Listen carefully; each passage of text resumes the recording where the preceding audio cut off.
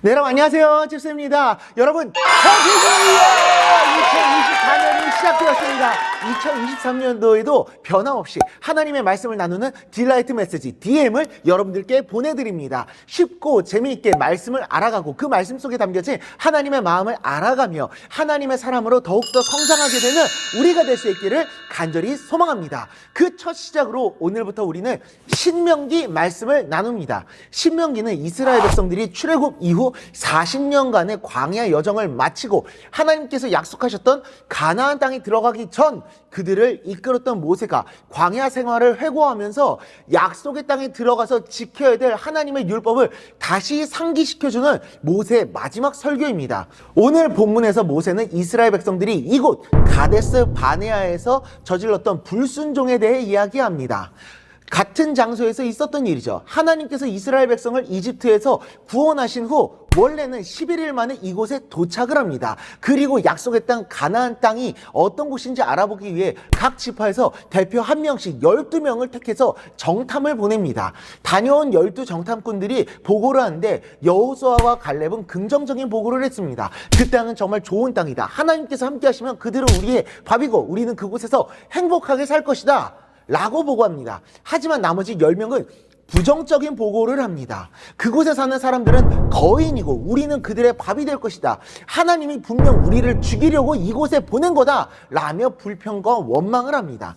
문제는 그 이야기를 들은 이스라엘 백성들이 모두 부정적 보고에 동조해가지고 하나님께 원망을 합니다. 하나님은 그런 이스라엘에게 진노하시고 결국 이스라엘은 38년의 시간 동안 광야에서 훈련의 시간을 받게 되고 여호수아와 갈렙을 제외한 모든 이스라엘 백성들은 그 땅에 들어가지 못하고 그 후손들이 훈련을 받고 나서 들어가게 됩니다.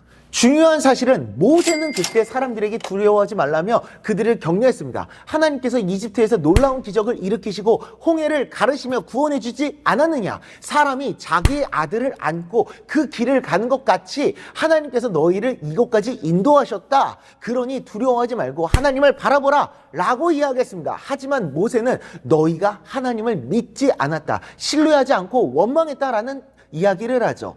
이스라엘 백성들은 부정적 보고에 두려움에 빠져서 하나님을 바라보지 못했던 겁니다. 모세의 말이 들리지도 않았습니다. 그들은 그저 두려움에 빠져서 하나님을 원망할 것을 선택했습니다. 이처럼 우리도 두려움과 부정적 감정에 사로잡혀 하나님을 바라보지 못하는 그 어떤 말씀과 격려도 인정하지 않고 부정적인 방향으로 치닫고 있지는 않은지 우리 자신을 돌아보며 원망이 아니라 하나님을 신뢰하는 것을 선택해야 합니다. 이사야 12장 2절입니다. 보라, 하나님은 나의 구원이시라. 내가 신뢰하고 두려움이 없으리니 주 여호와는 나의 힘이시며 나의 노래시며 나의 구원이심이라. 아멘. 우리 하나님을 신뢰하는 마음으로 두려움을 이겨내고 그 길에서 하나님의 은혜와 구원을 경험하며 하나님을 온전히 노래하는 우리 모두가 될 수 있기를 간절히 소망합니다. 기도하겠습니다.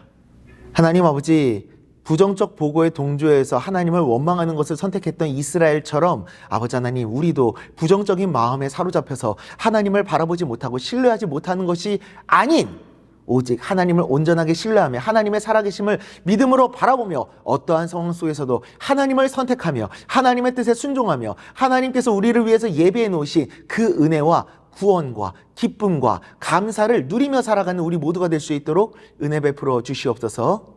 예수님의 이름으로 기도드리옵나이다. 아멘.